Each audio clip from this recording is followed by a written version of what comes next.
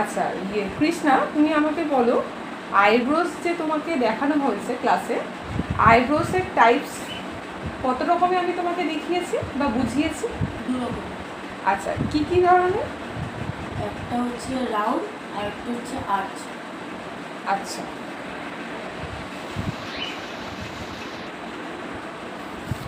আচ্ছা, কৃষ্ণা, তুমি আজকে বলো যে আজকে যে এক্সারসাইজগুলো দেখানো হয়েছে বা বলা হয়েছে তোমাকে, আফটার অয়েল ম্যাসাজ করার পরে ক্লায়েন্টদের কি টিপস দেবে, তাদের কি কি প্রাণায়াম করা উচিত রেগুলার ওয়াইজ? রেগুলার 3টে প্রাণায়াম করা উচিত। সেটা হলো, একটা ফার্স্টেই আছে অনুলোম আর বিলোম যে প্রাণায়ামটা আছে। সেকেন্ডটা আছে ভ্রামরী প্রাণায়াম। আর আচ্ছা। দ্বিতীয়টা আছে কপালভাতি। আচ্ছা, এই 3টে প্রাণায়াম করলে কি হয়, আমাদের ফিডব্যাকটা কি হয়? ফিডব্যাকটা, প্রথম যে প্রাণায়ামটা করলে হয় অনুলোমের যে প্রাণায়ামটা, সেটা আমাদের নিঃশ্বাস যে ছাড়া যে ওটা আমরা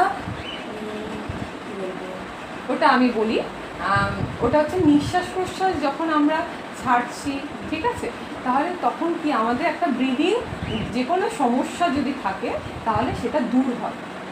ব্রিদিংয়ের কোনো সমস্যা থাকলে দূর হয়।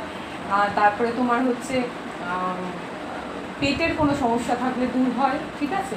তারপর মাথা হচ্ছে, হ্যাঁ, মাথা হচ্ছে পিস, মাইন্ড পিসটা রাখে, পজিটিভ থিঙ্কিং আসে। তোমার হচ্ছে চোখে যে কোনো সমস্যা থাকলে সেটা দূর হয়, ঠিক আছে। সেটা হচ্ছে তোমার এইগুলো বেনিফিটস, ঠিক আছে। তাহলে তুমি এই যোগাসনগুলো যদি মানে যে কেউ করতে পারে, শুধু ক্লায়েন্ট বলে না, সে তোমরা আমরা সবাই প্রত্যেকটা মানুষজন করতে পারে। এই কাজগুলো বা এই প্রাণায়ামগুলো করলে নিয়ম মতো সকালে খালি পেটে, ঘুম থেকে উঠে খালি পেটে এই ব্যায়ামটা করা উচিত। এই 3টে ব্যায়াম করা উচিত। সেটা আমি একবার বলে দিই, অনুলোম বিলোম, আরেকটা হচ্ছে ভ্রামরী প্রাণায়াম, হ্যাঁ, আরেকটা হচ্ছে কপালভাতি। এই 3টে প্রাণায়াম করা খুব ম্যান্ডেটরি সবার পক্ষে। যে কোনো শারীরিক সমস্যা থেকে দূর হবে। আর হচ্ছে তোমার আফটার অয়েল ম্যাসাজ, এইগুলো খুবই দরকার। এই প্রাণায়ামগুলো আফটার অয়েল ম্যাসাজে করলে আরও বেটার রেজাল্ট পাওয়া যায়, ঠিক আছে। কারণ ব্লাড সার্কুলেশন সেখানে খুব ভালো হচ্ছে। তারপরে যে প্রাণায়ামগুলো করছো, এখানে একটা রিল্যাক্সমেন্ট ব্যাপার আসছে, ঠিক আছে, খুব পিস রাখছে, ঠিক আছে। তো তুমি বুঝতে পেরেছো আজকের ক্লাসটা কেমন লাগলো? ভালো লেগেছে? তাহলে আগামী ক্লাসে আবার জয়েন হয়ে যাবে অন্য টপিক নিয়ে।